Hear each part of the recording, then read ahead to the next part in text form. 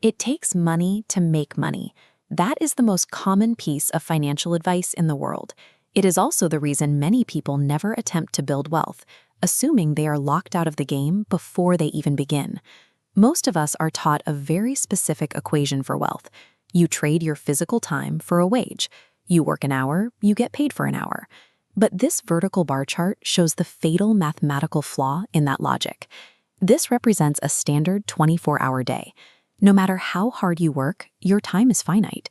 Once you fill those hours, you hit a hard ceiling on your earning limit. You cannot scale your own physical presence. As long as your income relies completely on your own physical labor, your wealth is mathematically capped. Investors break through that ceiling by using a multiplier called leverage. Specifically, they use other people's money. Using this method, it is entirely possible to acquire a cash-flowing $300,000 commercial business without putting down a single dollar of your own capital. Executing a deal with no personal capital requires a specific shift in perspective. You have to move past the idea that all debt is a burden and start seeing it as a financial instrument. We are conditioned to view all debt as dangerous, but the financial system divides debt into two completely different categories: consumer debt and productive debt. Consumer debt takes money out of your pocket. It means swiping a credit card for a vacation or taking out a high-interest loan to buy a luxury car, liabilities that lose value the moment you buy them. Productive debt, or good debt, puts money into your pocket. If we look at this flow cycle diagram, you can see how it works.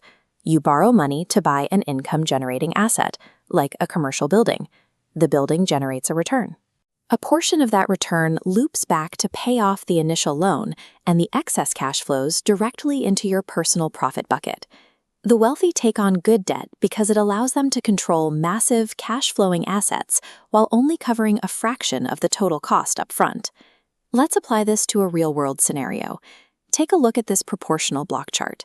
The large empty block represents a target deal, a boring, stable commercial cleaning business. The retiring owner is selling it for $300,000, and the smaller block shows it currently yields $100,000 in pure annual profit.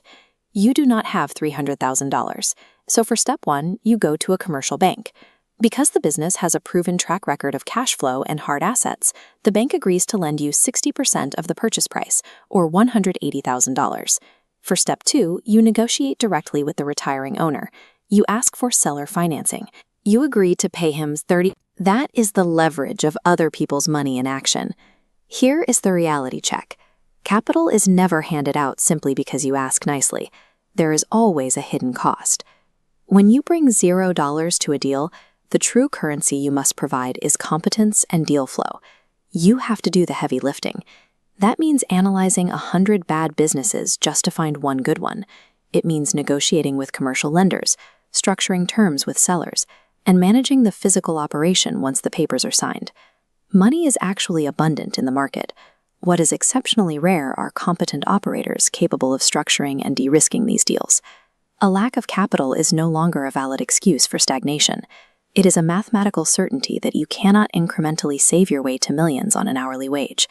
Instead, invest your time into learning how to evaluate real assets, structure productive debt, and leverage the resources that already exist in the market. To build lasting wealth, you must stop operating as an employee, trading finite hours for dollars, and step into the role of the operator,